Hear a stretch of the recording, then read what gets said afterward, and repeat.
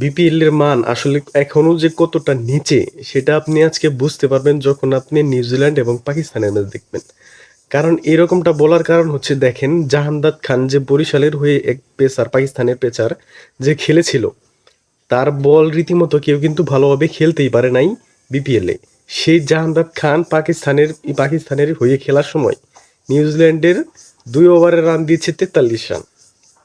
মানে ভাবা যায় যার বল বিপিএল এ খেলতে পারে না। এর জন্য পাকিস্তানের একজনকে বলতে দেখছিলাম আসলে আর কি যে বিপিএল খেলে আসলে প্লেয়ারদের মান নির্ণয় করা বা বিবেচনা করা ঠিক না।